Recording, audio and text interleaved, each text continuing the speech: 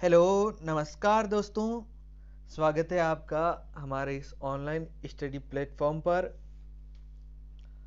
दोस्तों, आज मैं आपके लिए भौतिक विज्ञान यानी कि फिजिक्स के बहुत ही महत्वपूर्ण प्रश्न लेकर आया हूं, जिसकी यहाँ पर चर्चा करेंगे। साथियों, मैं 10 प्रश्न लाया हूं और 10 में से 10 के 10 बहुत ही इंपॉर्टेंट प्रश्न हैं। और दोस्तों, ये प्रश्न आपकी किसी भी प्रतियोगी परीक्षा जिसमें फिजिक्स आती है उसमें आपकी तैयारी को बहुत ही मजबूत बनाएंगे। दोस्तों, इन 10 क्वेश्चन के साथ जुड़े अन्य फैक्ट जो मैं आपको यहाँ पर बता दूंगा। तो दोस्तों, आपके इन 10 क्वेश्चंस के साथ और काफ़ी सारे क्वेश्चन क्लियर हो जाएंगे। दोस्तों, इस वीडियो को पूरा देखिए। अगर आप हमारे चैनल पर नए हो तो हमारे चैनल को सब्सक्राइब कर दो, साथ ही बेल आइकन प्रेस कर दो ताकि आपको सारे वीडियो के नोटिफिकेशन मिलते रहे। और दोस्तों, इस वीडियो को अच्छा लगे तो अपने दोस्तों के साथ शेयर करना और कमेंट करके ज़रूर बताना कि ये वीडियो कैसा लगा। चलिए शुरू करते हैं दोस्तों। हमारा पहला क्वेश्चन ये रहा। क्या क्वेश्चन है दोस्तों, देखिए कि निम्न में से प्रकाश का सर्वाधिक वेग होगा। दोस्तों, पहला क्वेश्चन क्या कह रहा है कि सबसे अधिक वेग किस में होगा। पहला ऑप्शन पानी, दूसरा निर्वात, दूसरा कांस, तीसरा निर्वात और चौथा क्या, ग्लिसरीन। तो दोस्तों बताइए, सबसे अधिक प्रकाश का वेग किसमें होगा। दोस्तों, किसमें होगा, तो इसका आपका सही ऑप्शन होगा सी, निर्वात। दोस्तों, निर्वात में कहाँ पे दोस्तों, निर्वात में प्रकाश का वेग सर्वाधिक होता है। कितना होता है आप जानते हैं दोस्तों? नहीं जानते तो बता देता हूँ। 3 इंटू 10 की पावर 8। कितना दोस्तों? 3 इंटू 10 की पावर 8 मीटर प्रति सेकेंड। कितना दोस्तों? 3 इंटू 10 की घात 8 मीटर प्रति सेकेंड। ठीक है ना। चलिए दोस्तों, नेक्स्ट क्वेश्चन देखते हैं। नेक्स्ट क्वेश्चन है, वोल्ट किसका मात्रक है। दोस्तों, वोल्ट किसका मात्रक है। चलिए बताइए दोस्तों। पहला ऑप्शन है धारा का, विभवांतर का, आवेश का या कार्य का। दोस्तों बताइए कि वोल्ट है वो किसका मात्रक है। जल्दी से बताइएगा कमेंट में कि वोल्ट किसका मात्रक है। धारा का है या विभवांतर का है या कार्य का या आवेश का। चलिए दोस्तों बताते हैं आपको कि वोल्ट किसका मात्रक है। दोस्तों, धारा का मात्रक होता है एम्पियर। क्या दोस्तों? एम्पियर। धारा का मात्रक होता है एम्पियर। अब बात करते हैं विभवांतर। विभवांतर का जो मात्रक होता है वो होता है वोल्ट। क्या होता है दोस्तों? विभवांतर का मात्रक वोल्ट होता है। तो इसका जो सही ऑप्शन होगा वो क्या होगा, विभवांतर। विभवांतर का मात्रक क्या होता है, वोल्ट। क्या होता है दोस्तों, वोल्ट। चलिए ये दो और रहे हैं, इनका भी देख लेते हैं। आवेश। आवेश का मात्रक दोस्तों होता है कूलाम। क्या, आवेश का जो एसआई मात्रक है वो क्या होता है, कूलाम, है ना। और कार्य, बात करते हैं कार्य की। तो दोस्तों, कार्य का मात्रक होता है जूल। क्या होता है, जूल। दोस्तों आपको बता दें कि ये जूल है, ये कार्य का भी मात्रक है, इसके साथ ही उष्मा का भी मात्रक है। किसका, उष्मा का, है ना। इसके अलावा ये ऊर्जा का भी मात्रक है। किसका दोस्तों, ऊर्जा का।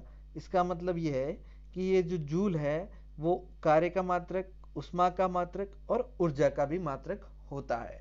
चलिए नेक्स्ट क्वेश्चन हमारा तीसरा ये है कि वस्तु की नेत्र से न्यूनतम दूरी कितनी होनी चाहिए।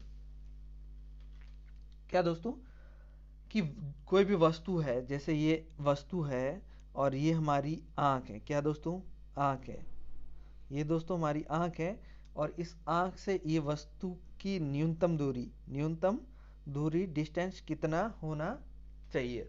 बताइए। पहला ऑप्शन है 25 mm, 25 mm millimetre, m metre 25 metre और 25 cm सेंटीमीटर और 15 cm 15 सेंटीमीटर।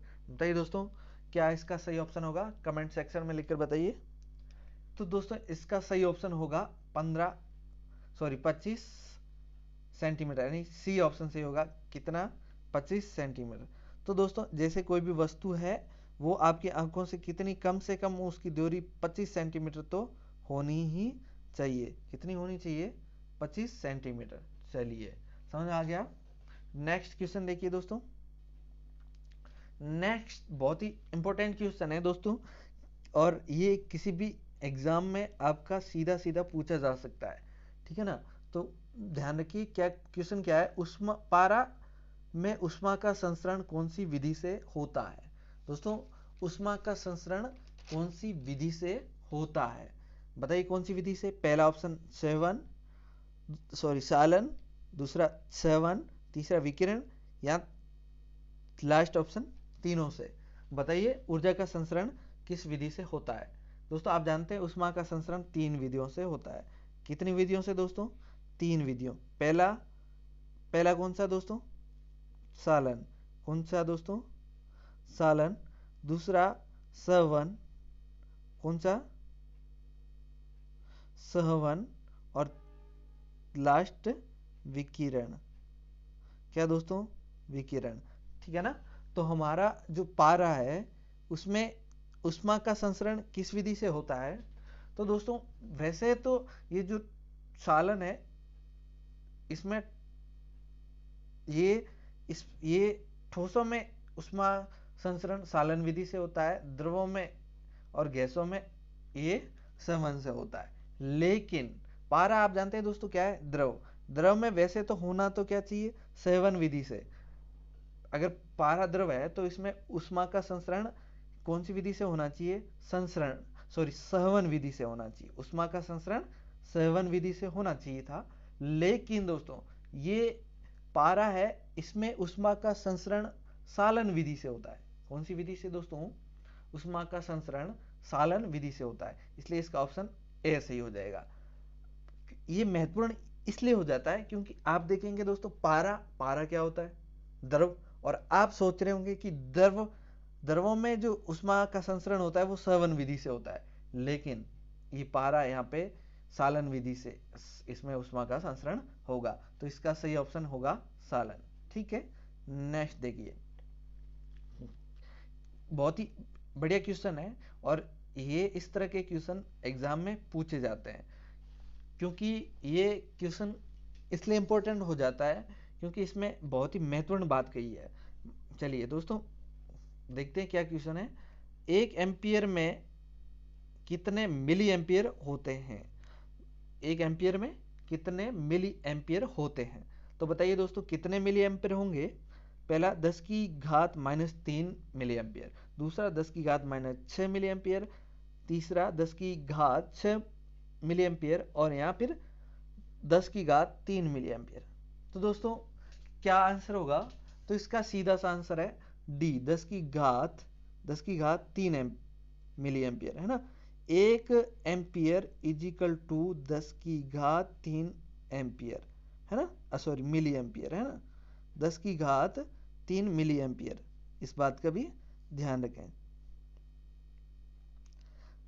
अगर क्वेश्चन ये उल्टा भी आ सकता है कि 1 मिली एम्पियर कितने दोस्तों? 1 मिली एम्पियर में कितने एम्पियर होंगे? तो 10 की घात -3, है ना।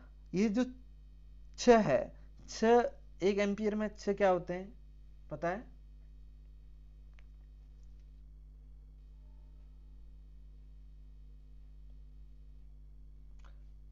दोस्तों, 10 की घात 6, 10 की घात कितनी दोस्तों? 6। तो दोस्तों, 10 की घात 6 क्या होता है पता है?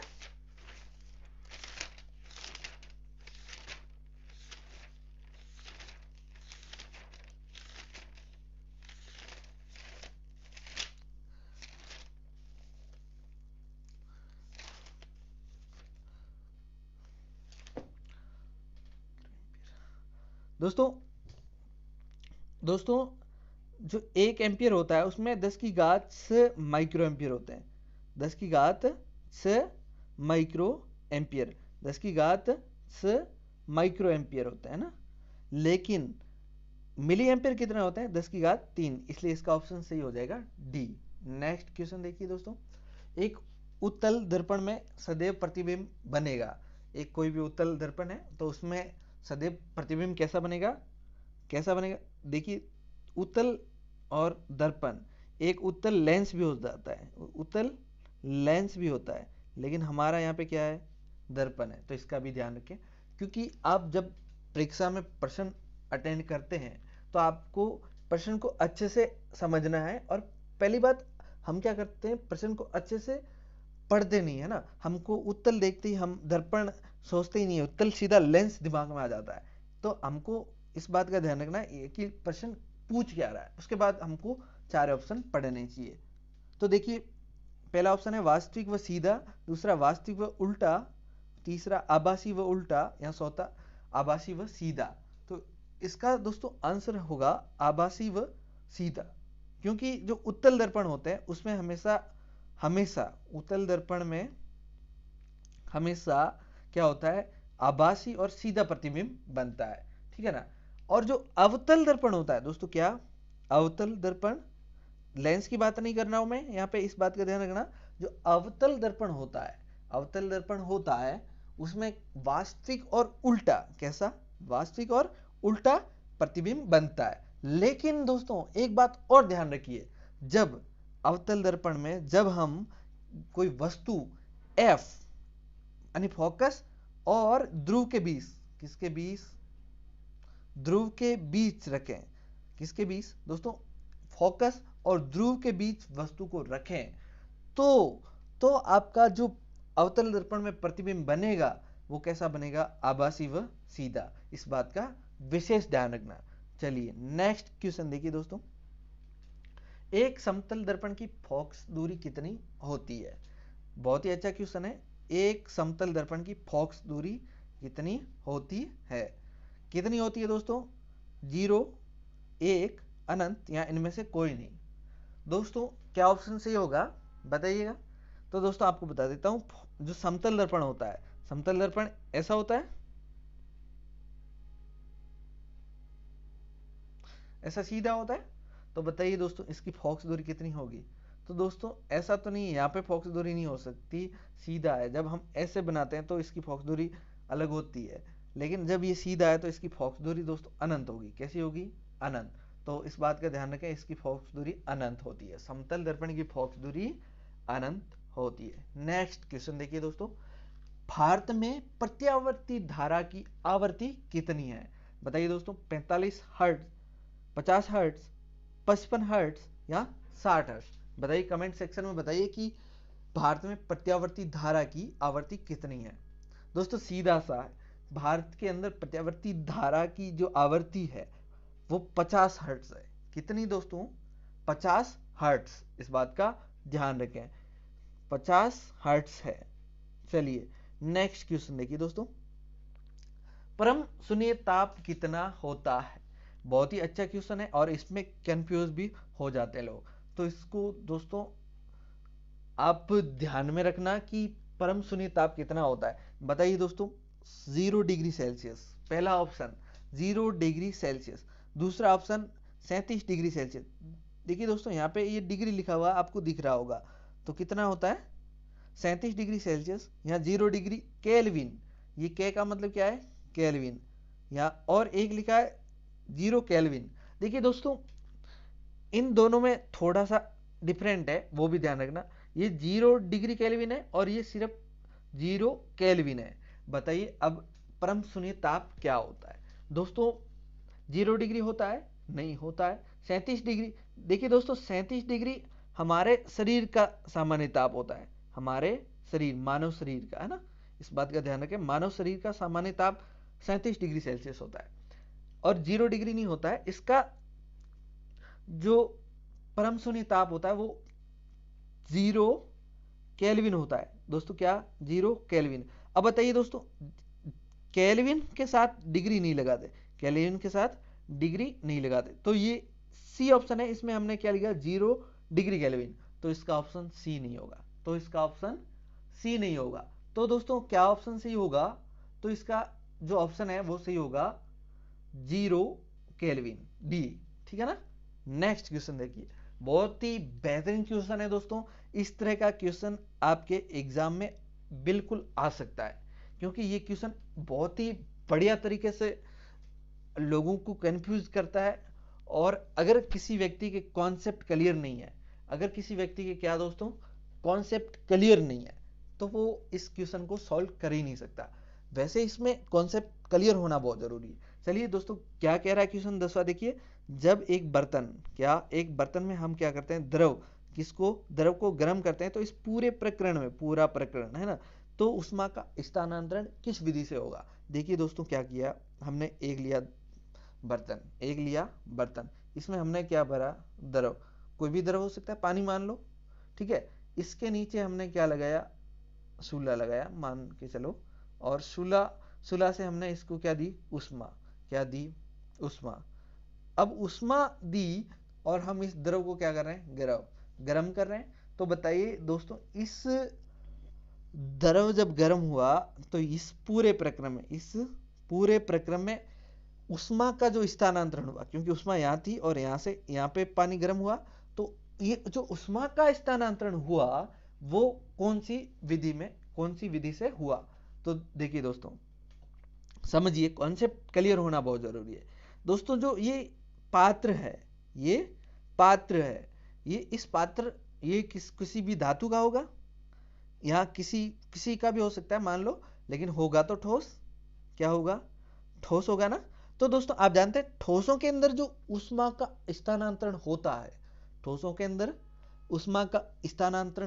है, वो कौन सी विधि से होता है, सालन विधि से। किससे दोस्तों, सालन से। तो बताइए दोस्तों, यहाँ पे ये जो हमारा क्या था, बर्तन था, देखिए दोस्तों कैसे बर्तन था, देखिए ये क्या था हमारा दोस्तों, बर्तन था, और इस बर्तन में ऊष्मा का स्थानांतरण सालन विधि से हुआ। किससे दोस्तों, सालन विधि से। नेक्स्ट देखिए, अब ये सालन से हुआ, अब पानी है, और पानी में दोस्तों आप जानते हैं ऊष्मा का स्थानांतरण सेवन विधि से होता है। तो देखिए दोस्तों, हमारे पास ऑप्शन ए और ऑप्शन बी दोनों, यानी कि ये डी ऑप्शन सही होगा।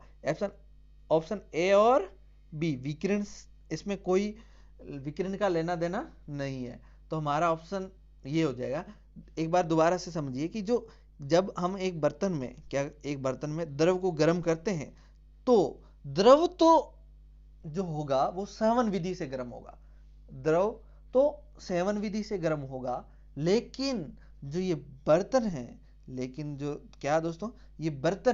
ये बर्तन सालन विधि से गर्म होगा। तो इस दोनों को मिलाकर, यानी कि इस पूरे प्रक्रम में दोनों विधियां काम करेगी, सालन भी करेगी और सेवन भी करेगी, इसलिए ऑप्शन डी सही हो जाएगा। ठीक है ना दोस्तों। चलिए दोस्तों, ये हमारे आज के प्रश्न 10 पूरे हुए।